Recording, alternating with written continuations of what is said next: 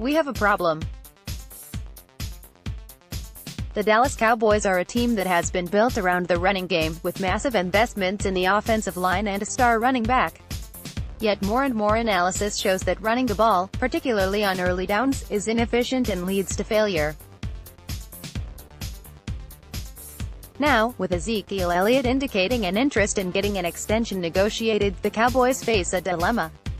Do they stick with a plan that all data and logic showed to be counterproductive? Do they shift their approach and try to use Elliott in a more effective manner? Or do they consider moving on from the player who many deem to be the best overall talent on the roster? These are some radical thoughts, and frankly some do not accept the basic premise that running the ball on 1st and 10 greatly reduces a team's chances of advancing and scoring. Yet, source after source finds this to be exactly what happens. One very detailed examination came from the 538 website early last season. Here are some of the results of their study. To be clear, teams are certainly passing more often than they used to. League-wide passing attempts per game have risen from 32.3 in 2008 to 34.2 last year, and the increase in volume has not been accompanied by a decrease in efficiency. League-wide yards per attempt have increased slightly from 6.9 to 7.0, and more touchdowns are being scored by passing relative to running than at any time in league history. Completion percentage is up from 61.0% to 62.1%, and the interception rate has fallen from 2.8% to 2.5%. Yet, despite all these positive indicators, teams remain unwilling to break old habits and throw in many classic rushing situations. The biggest culprit is first down, the most traditional run situation. It's here where NFL coaches are consistently missing an opportunity to pass, particularly against defenses that have stacked the box or are playing at least 7 defenders close to the line of scrimmage. This establishes a key part of the argument. The idea is not that running is bad. It actually is a crucial part of the game and can yield very positive results when done the right way at the right time. If you haven't clued into it, that second paragraph is what makes this so pertinent to Dallas. Scott Linehan lost his job, and one of the perceived reasons was that he just kept running Elliott into those loaded boxes. He had the attitude that he could impose his will on the opponent even if they knew what he intended to do. That worked brilliantly in 2016, when Elliott was a new factor and the offensive line was at or near its peak performance level, with 2014 rivaling it. It was often a pretty dismal failure in 2018 with a line incorporating a rookie left guard, a backup center, and all pros at left tackle and right guard that had some injury issues to deal with.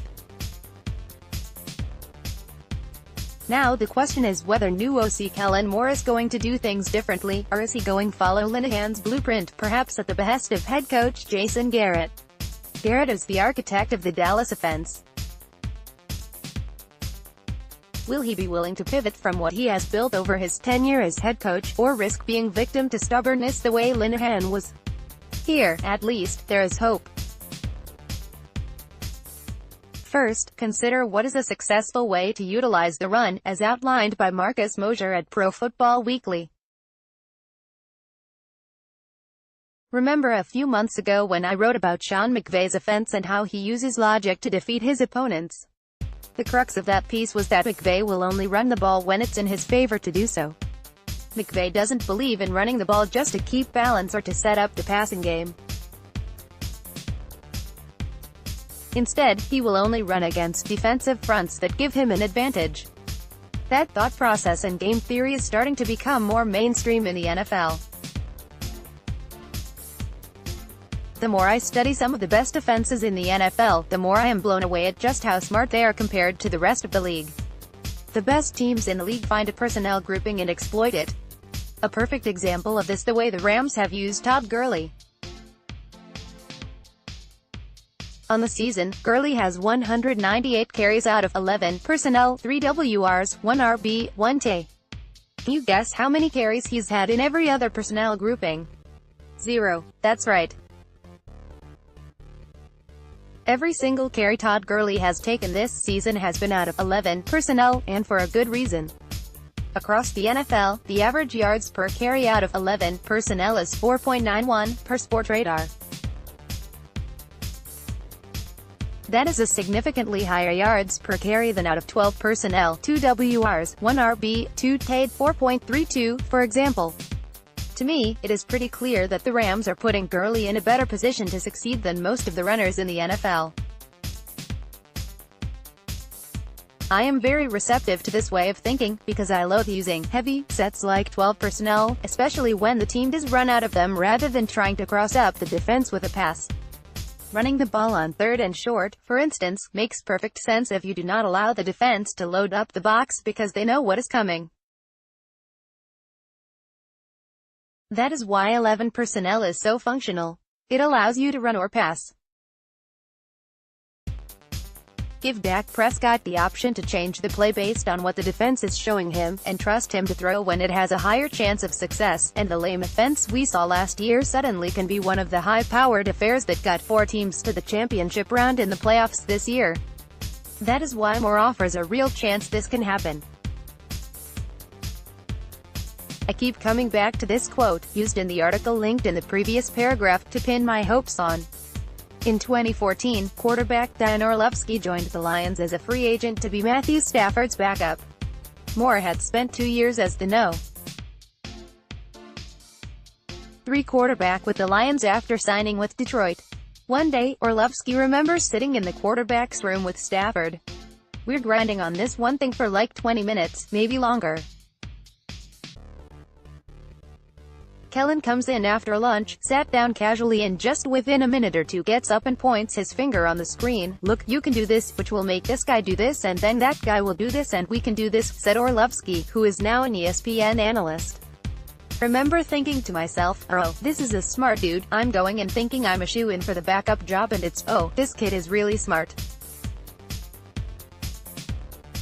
He's going to make me earn this job." But my main thing was, dude, how did your brain work like that? That was an example, to me, that he was probably going to be a good coach one day. That certainly sounds exactly like what Sean McVay and others have done to make their entire offense perform at very high levels.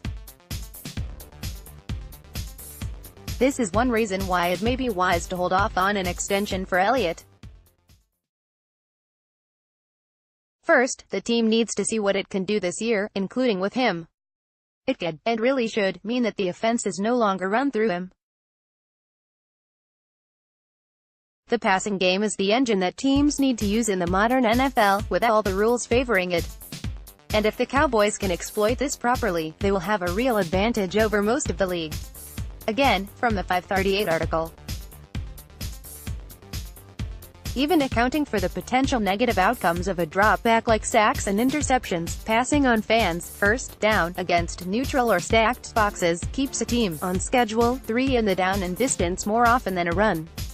Incredibly though, there were 31 NFL teams last season, 2017, when facing this situation on first down, looking down a defense that was clearly gearing up to stop the run, that chose to run more often than they passed. This is still very dependent on Moore and perhaps how much autonomy he has as OC. But he has 3 valuable commodities to work with: an offensive line that is expected to be healthier this year with the hoped for return of a 100% or close Travis Frederick, arguably the most talented running back in the NFL in Elliott, and a good quarterback in Prescott who, it is hoped, will improve under the tutelage of new QB coach John Kitna. With proper utilization, Elliott may see fewer carries, particularly on early downs, but higher yards per carry as he faces fewer defenders when he does get the ball. Of course, his usage should also be dictated by the fact that Elliott is still the most productive running in the league. Except, maybe he isn't. Football Outsiders uses their own metric DIR, or defense-adjusted yards above replacement, to judge how effective players are. And for the 2018 season, Elliott only ranks 9th in the league. This does not appear to be because of his own abilities and talent. It is another condemnation of how he was used in the inefficient Dallas offense under Linehan. Taking all this into consideration, Elliott certainly has great value. He is just being misused, like hauling dirt for your lawn in a Porsche Carrera. There's no need for him to change, just maybe to accept this somewhat different role in the offense, a role that could well lead to more big plays and points for him. How the new offensive staff handles all this will largely dictate the success or failure of the Cowboys this year. The parts are there if they can be put together properly. The biggest concern is that too much of the old way of doing things carry over and we still see Elliott being run into loaded boxes. Use formations and motion to empty out the box, or throw the ball when the defense moves into single coverage to stop the run, and the offense should thrive.